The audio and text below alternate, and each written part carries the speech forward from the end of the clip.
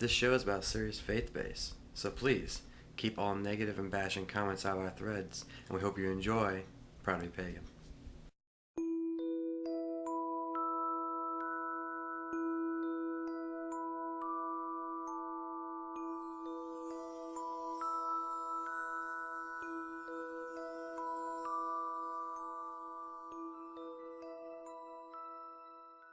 Hey everybody, this is our Samhain episode of Proud to be Pagan. Also includes how we did our celebration, our party. We had a party, and then we had our ritual.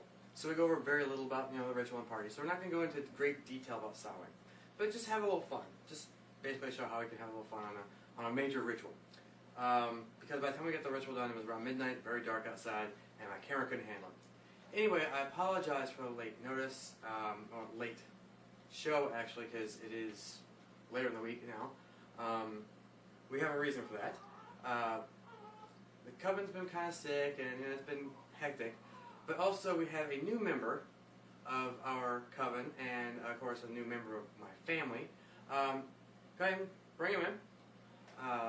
On the 7th, no, the 4th, today's the 7th, on the 4th, little Aiden Michael was brought into the world. So we had a little bit of a, not a setback, but we had to postpone a few things. A lot of meetings, a lot of rituals, and just a lot of time that need to be shared. So hopefully you enjoy tonight, and give our best wishes to one of the newest pagans here on the earth, on Gaia. Blessed be. But, yeah, hey everybody, and welcome to part 1. Don't mind the voice in the background, we're setting up for Samhain. First thing I'm doing is we're going to go all Harry Potter style and make some butterbeer. You can just alcoholically or non-alcoholically. First we'll start with a butterscotch base.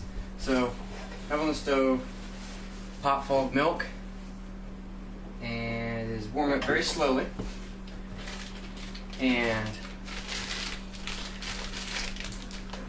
butterscotch morsels. And what we're going to do is we're going to let that heat up, then we're going to pour probably about a quarter cup of the butterscotch morsels into probably about 2 cups of milk. What else you're going to need is a small can of evaporated milk,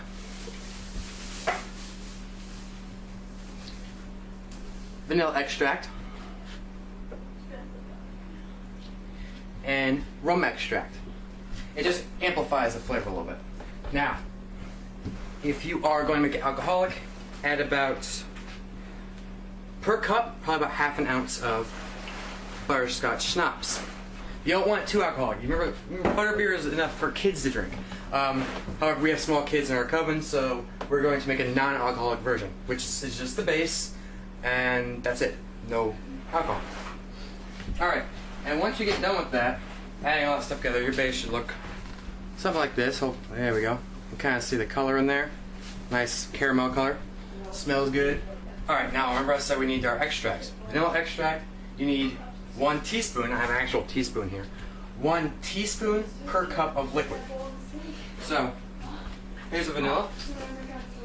I have 2 cups of liquid, so I'm taking 1 and 2. And there we go. Now, also, you need that rum extract. 1 teaspoon per 2 cups. So it's basically 2 in 1.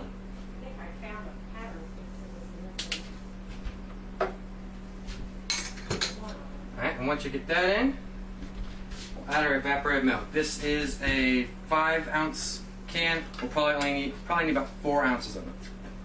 So if you have a small can, you're going to leave a little bit left in there for whatever else you want to make it with. those are cool. There we go. Green cups. Now once you get the milk warmed up, like I said, about a quarter cup of morsels per 2 cups of liquid. So I got exactly a quarter cup left in my bag. Go ahead and plop that right in there, we're done. And then you constantly stir it, because if you don't, it's going to stick, and you don't want it to stick. Once it's completely dissolved inside, then we're good. Alright, now that the butterscotch is melted, Which way does it need to go? this is the point where you're going to put in your liqueur. If it's non-alcoholic, this is where you don't put in the liqueur.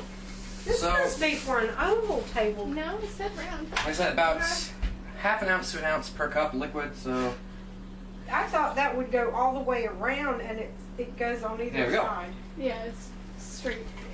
We Well, just so did- that's the last thing you gotta do. Shall I put the lace Give a nice little chicken stir. back in the middle? She hates that. She absolutely hates it. Why do you call That's it a it. lazy Susan? Just put this somewhere. Now, hopefully you can see from the consistency here, or the color, this one has the correct amount of butterscotch chips in it. This one has a bit more, so that's a little darker. You're going to put a little bit more for flavor if you're going to make non-alcoholic. So, once you're done with that, stick each, maybe if you want to take it individually, stick each individual serving in a blender, or if you have a big blender, just put the whole thing in there, make it nice and frothy, make it look like beer, and you've got butterbeer. And that's great to serve for your Halloween festivities. So, let's see what we're going to do next. Be sure to include the children in everything you do.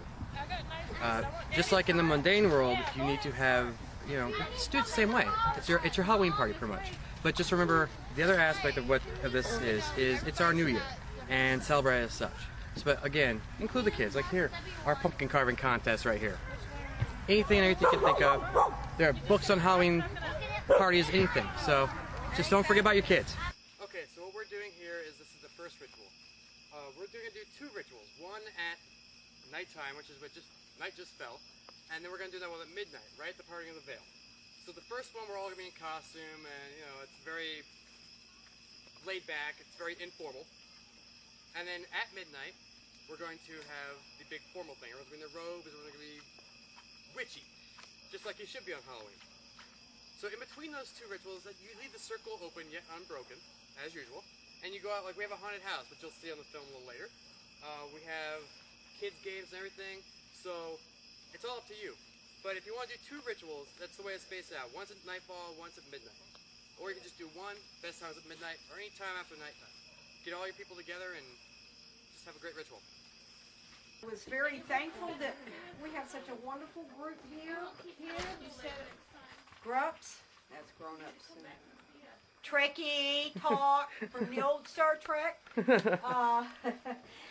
I just think it's wonderful that we have a day to honor the dead, the ancestors, the elements, and a day of Thanksgiving, and a time to start a whole new year, and you know, thanking the spirits for last year, all the blessings, and planning new plans for this year to come.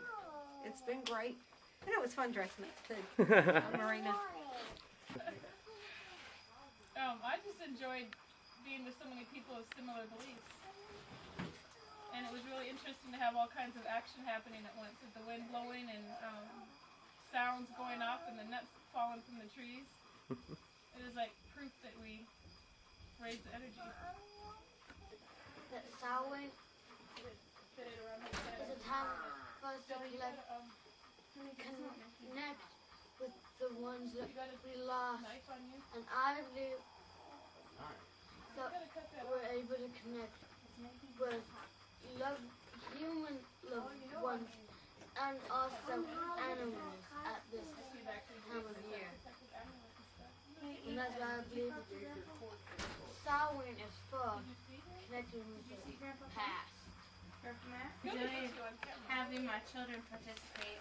I don't know if anybody else saw, but when we were chanting and everybody had their eyes closed and they're doing the chant, I got a chill, so I peeked open and I looked at Ethan and he's over there doing the same thing. He was they were holding I think this was the first time that we actually used a chant in the ritual I've been to, so it was interesting to actually feel the energy being raised from people. Right. Itself. Samhain specifically, it's the night of, you want to use fire a lot. Start in the south like we did. I wish we could have gotten our circle on the camera, but it was very dark and the fire was very hot. So what you want to do is you want to help each other, raise that energy up and help each other out. Because this is a time where we're grieving from past, or we could be trying to let go. We're just trying to communicate. And that's what you want to do. Have fun. Make this festival of fire and night and spirits a good one for you. And we will see you next time on Proud to be Pagan. Blessed be everyone.